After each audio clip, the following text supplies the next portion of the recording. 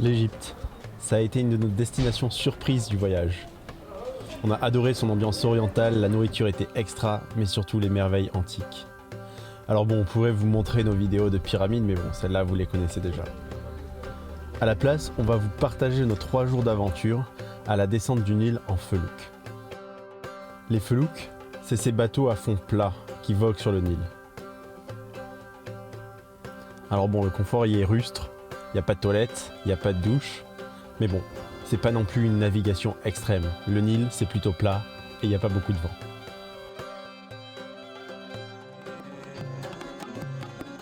Avant de larguer les amarres, on voulait vous parler de la Nubie, notre point de départ. C'est au sud de l'Égypte, ça s'étend jusqu'au Soudan. Le peuple nubien, c'est un peuple africain, une des plus anciennes civilisations. Et ils nous ont accueillis à bras ouverts, au son de leurs tambours et de leurs ouds.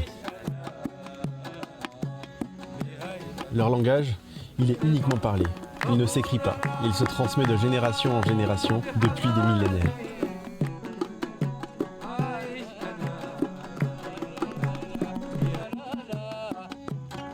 Le Nil, c'est depuis l'Antiquité la source de la vie dans cette région. C'est sur ces rives qu'ont fleuri les roseaux, les papyrus et les civilisations égyptiennes. C'est 5 millénaires d'histoire que nous allons traverser. Wouhou! Ça pilote de la felouk! Oh là là, j'ai peur que le bateau se retourne. Pierre. Oh my god!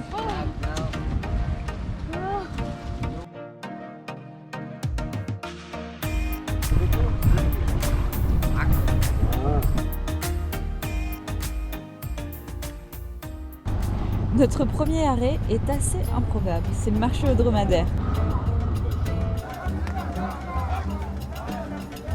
L'ambiance est électrique, que des enchères, des engueulades, des négociations et des accolades. Alors oui, ce n'est malheureusement pas le lieu du bien-être animal comme vous pouvez le constater. Mais pour nous, ça a été un moment assez étonnant.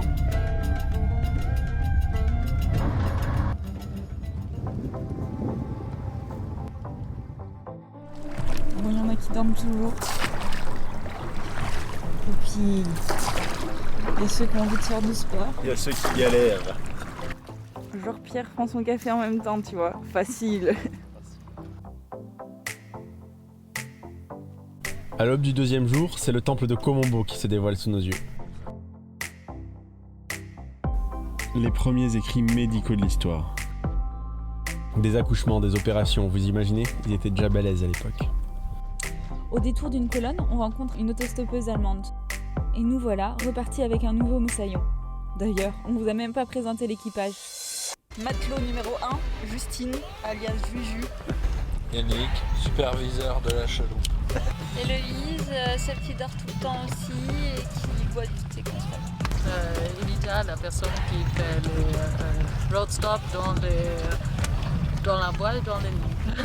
Là, on a notre conducteur Walid, meilleur chauffeur de felouk du monde, et le cuistot Ahmad, un mec comme ça.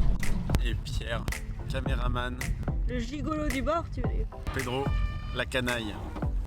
Okay, but it's 2, 5, 3, 5.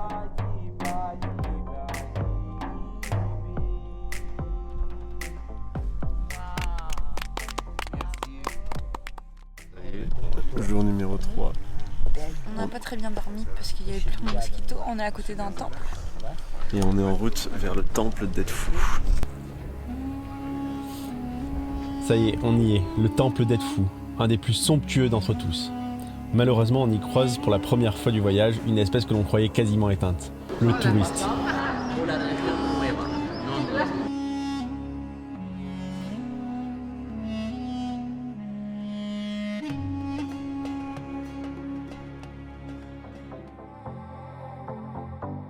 Pour notre dernier arrêt et terminus, on arrive à Luxor. On s'enfonce dans les tombeaux de la vallée des rois, des reines et des artisans, ces grands peintres et constructeurs de ces merveilles. Ce tombeau sera votre tombeau. Méfiez-vous, mes amis, ces couloirs sont de vrais labyrinthes.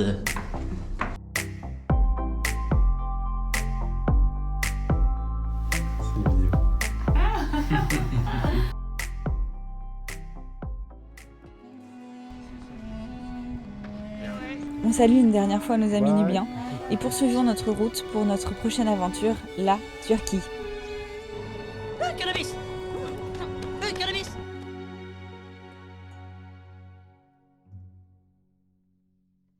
Nous avons laissé Pierre à l'abandon. Malheureusement, il est accroché au bateau. Nous l'aurions bien laissé. Un poids en moins sur le bateau, une gamelle en plus.